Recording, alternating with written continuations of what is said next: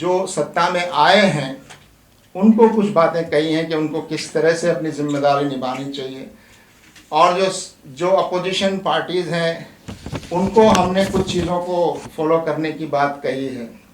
और आवाम और पब्लिक में की जिम्मेदारी क्या है वो निभाने की हमने बात की है। हम देख रहे हैं कि पॉलिटिकल वायलेंस ख़ास तौर से बंगाल में हो रहा है, और रिजल्ट्स के बाद वहाँ पर वायलेंस भी हो रहा है। मॉब जो है वो ख़ास पार्टी के जो समर्थक हैं और मुस्लिम कम्युनिटी के जो शॉप्स हैं उनको अटैक कर रहे हैं, यहाँ तक कि बुलडोज़र तक वो ले जाकर उससे नुकसान पहुँचा रहे हैं। तो इस पूरे इलेक्शन प्रोसेस में क्या हुआ है, और हम समझते हैं कि एक डेमोक्रेटिक प्रोसेस पर जो भरोसा और एतमाद जनता का होना चाहिए वो एतमाद भरोसा कम हुआ है। तो हमने अपने इस प्रेस नोट में उस तरफ इशारे किए हैं। तो मैं मलिक मोहतसिम खान साहब इस पर और डिटेल में आपके सामने पूरे 5 राज्यों में जो चेंजेस आए हैं और जो नतीजे आए हैं उस पर बात करें। ये बात दुरुस्त है कि वेस्ट बंगाल में और असम में जो असेंबली इलेक्शन जीते गए हैं, और उससे पहले भी देश में बहुत से असेंबली इलेक्शन, पार्लियामेंट के इलेक्शंस भी हुए हैं। तो हमारे देश में ये जो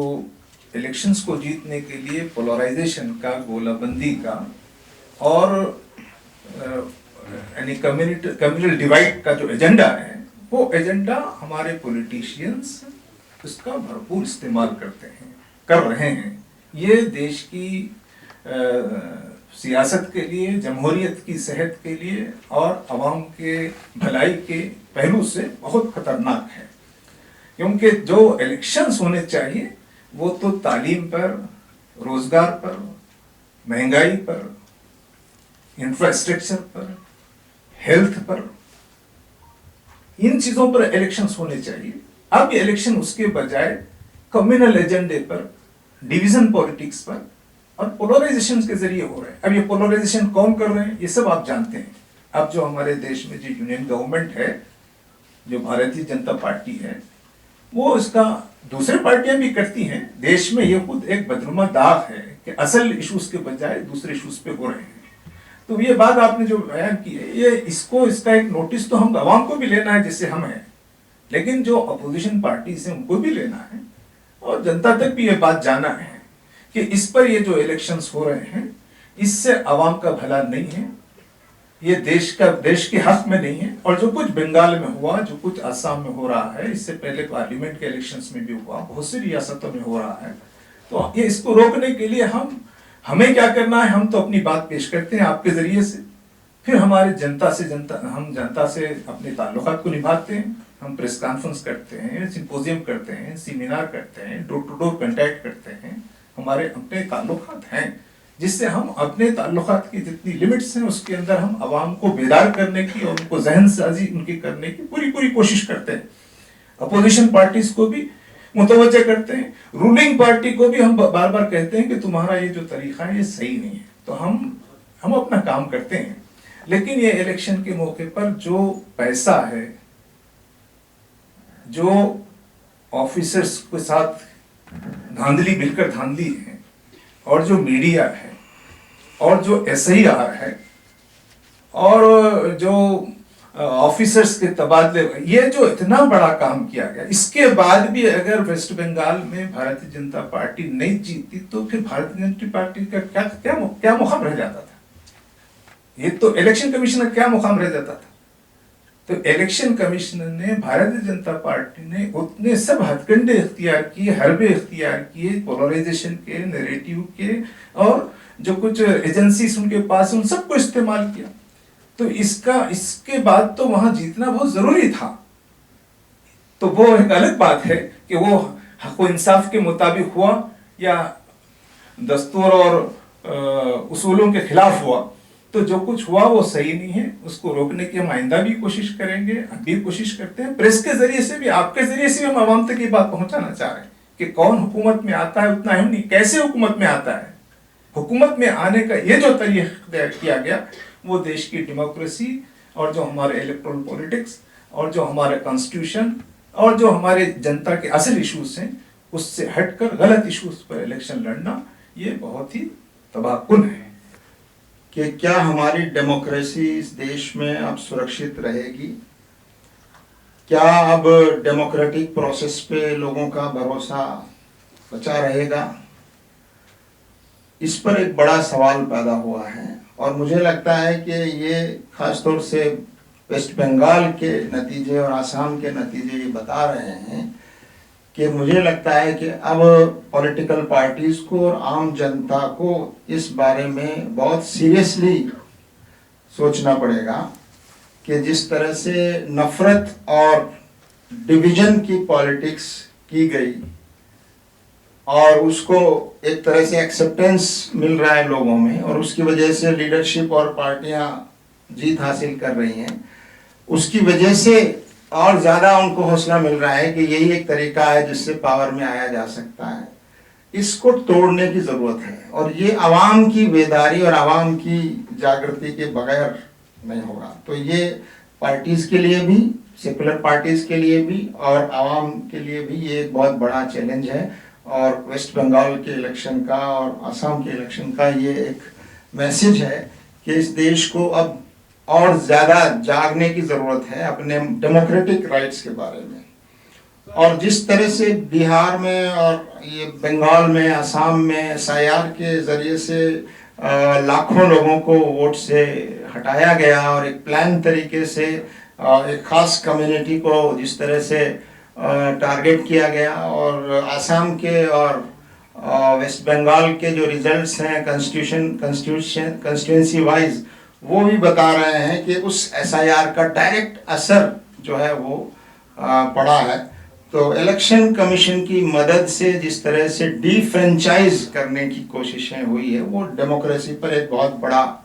अटैक है और मुझे लगता है कि इन इलेक्शंस के बाद भारत की जनता, भारत के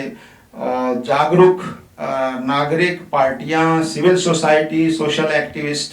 और आप जैसे मीडिया के जिम्मेदार लोगों को मुझे लगता है अब और आगे आकर और डेमोक्रेटिक इस पूरे एनवायरनमेंट को, डेमोक्रेटिक इंस्टीट्यूशंस को और इलेक्टोरल प्रोसेस को बचाने के लिए आगे आना पड़ेगा। इलेक्शन की वजह से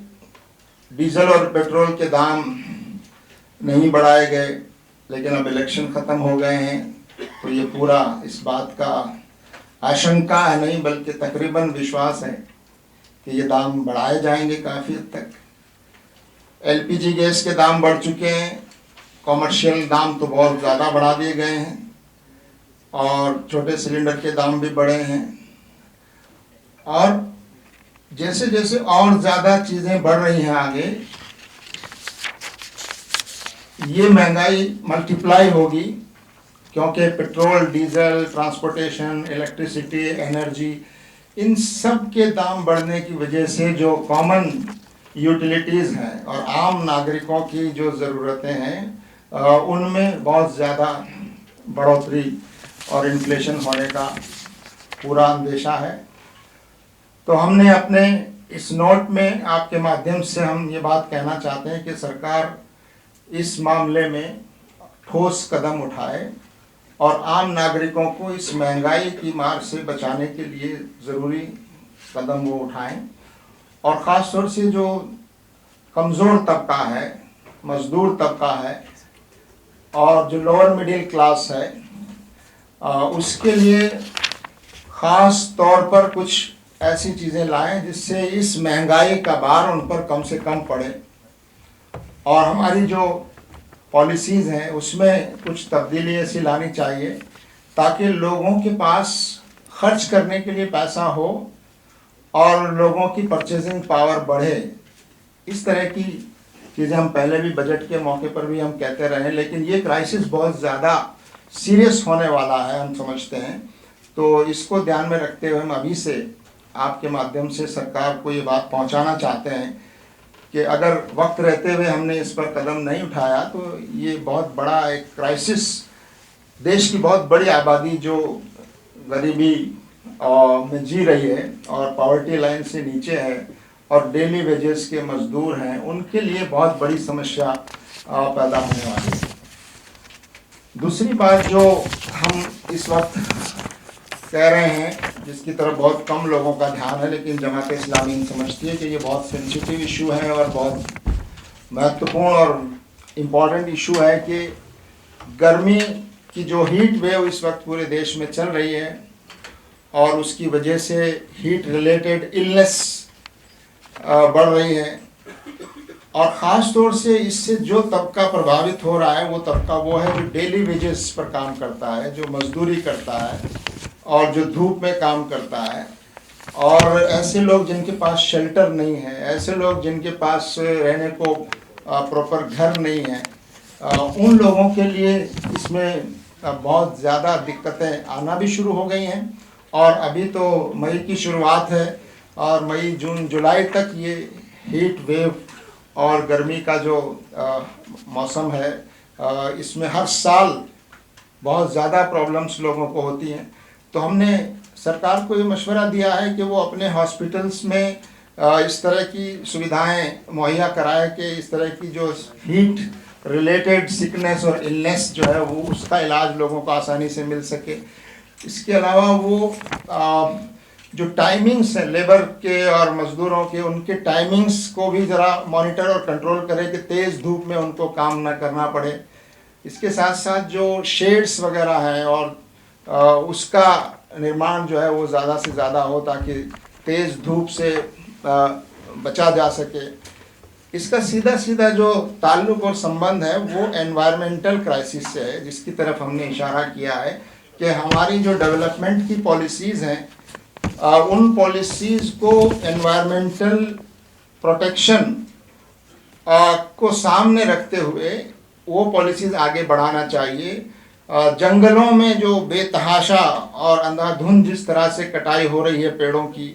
और पहाड़ों को जिस तरह से खोदा जा रहा है, और जिस तरह से नेचुरल रिसोर्सेज को बहुत ही बेदर्दी के साथ इस्तेमाल किया जा रहा है, और जो ट्राइबल हमारे लोग हैं, आदिवासी लोग जंगलों में और पहाड़ों में रहते हैं, आहिस्ता आहिस्ता उनको वहाँ से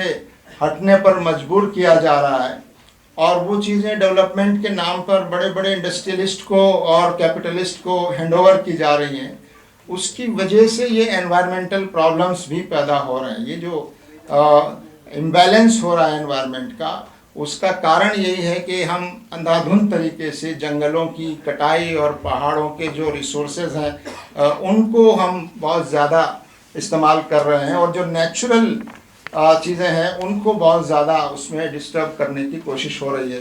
तो हमने सरकार से ये बात कही है कि अपनी डेवलपमेंट पॉलिसीज़ को इकोलॉजिकल बैलेंस को सामने रखते हुए, और जो सस्टेनेबल डेवलपमेंट का जो पूरा एक प्रोसेस है, बुनियाद है, उसको मद्देनज़र रखते हुए वो हमारी पॉलिसीज़ में बदलाव लाए।